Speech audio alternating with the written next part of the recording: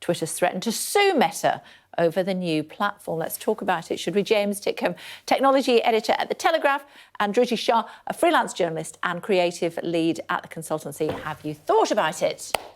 Have you thought about Threads? What do you think? I have been thinking about Threads, and actually I've been putting some of my thoughts out on Threads because that seems to be the place to put your thoughts right now. It seems a very confused arena, but I'm hoping that at some point people will be able to find their voice. Maybe we'll be able to find our voices on it, but it is very, very... I think it's a bit like an ice skating rink. Go there, try your hand at it. Hopefully you won't get cut. Hopefully you'll be able to sort of master the skill, maybe hold back. James?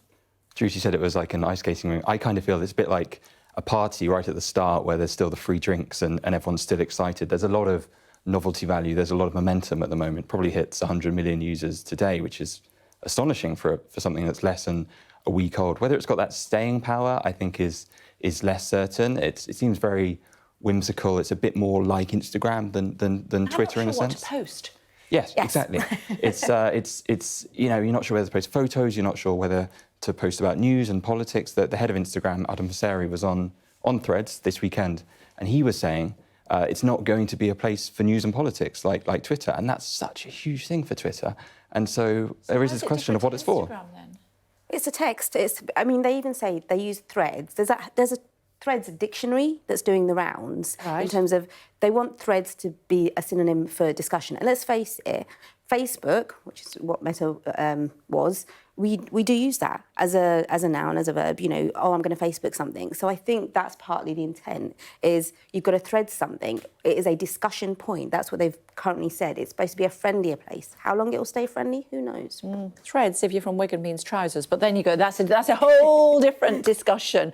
What I don't understand is why would I have Instagram and Threads? Because I can post words on Instagram as well if I'm so inclined. I think people possibly have different personas on the two. Instagram, for a lot of people, is still a private thing. It's for their friends and family. Threads is more that public-facing thing, especially for professionals, politicians, public figures. You're posting about the news, you're posting about the things that you're thinking about, and you know, there's going to be lots of jokes, there's going to be lots of discussion out there. I still think it's finding its feet. This is something that's been created really quickly. The Threads team has put this together in less than 6 months. And there are a lot of features that aren't there, so I still think they're figuring out what it's for. There are challenges actually around accessibility as well, in terms of making sure that everybody can use Threads, because if it's supposed to be an inclusive place, then you need to make sure that if somebody's disabled and they need to be able to sort of read the threads, as it were, that they have that access. So it's been interesting also sort of watching that and seeing people say, hold on a minute, you need to factor these considerations in too. Yeah. What other things would you... the fact that you can't post simultaneously on an Instagram and Threads is a bit annoying, I think. And also, I don't know who's following me, so I don't know whether I like who's following me or not. I've not been able to find that functionality yet. So it is infancy. Why did they rush it out? Well, I think Elon Musk bought Twitter almost a year ago for $44 billion. And a lot of people think that he hasn't done a particularly good job doing that, and he's created this open goal for a company to come in with a similar product. Mark Zuckerberg has always had this sort of Roman Empire sort of sense about him, that he wants to dominate a lot of social media, and he thinks Twitter is sort of one of the few that's managed to survive while Meta still exists, and I think he sees an opening there to take advantage of it.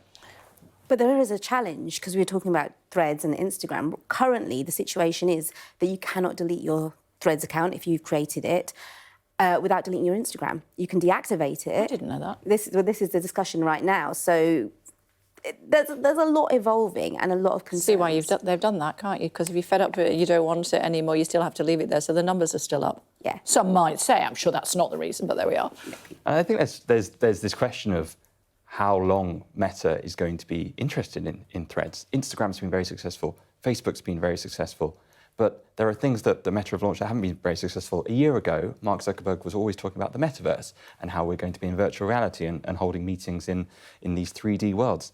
Very little talk about that these days. So Threads it's the flavour of the month. But if you're someone who spent years building a Twitter following, are you really going to transfer over there and sort of put yourself at the whim of someone who has maybe not shown sort of long-term interest in products like that? How's Twitter doing? It's changed, hasn't it? I mean, we all know that. It's changed. It doesn't I think for a lot of people it doesn't feel safe. And that's actually, I was thinking about this with Threads. Perhaps Threads and brands especially can step into a place where, Twitter would be a place where if you couldn't get hold of a brand to complain about something, you couldn't get into live chat because you'd be going around with the bots, etc. You couldn't get hold of a real person. Often you go to Twitter and say, I'm having a problem with my fridge is broken, and the brand would step in. It doesn't feel that safe for a lot of people right now to go to Twitter and put their personal details out there so that the brand can get in touch. It could be that maybe Threads, if it's a discussion point, could tap into that gap. And a lot of people have had concerns with how Elon Musk is running Twitter. There have been outages. He's got rid of a lot of the team, and there have been questions about the sustainability of that as a company. A lot of advertisers have left. Advertising revenue has plummeted, basically. But Twitter has always been a sort of slightly dysfunctional company, and it's still managed to have this enormous audience. People tweet every day. They're addicted to it. It just seems to have this staying power. This is clearly the biggest challenge to it in its history, probably.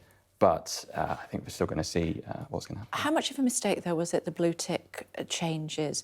I was reading about what was happening with the riots in France, and some suggestions that weaponry that was designed to go to Ukraine was actually being used on the streets of Paris, and actually it turned out that it was images from 5 years ago.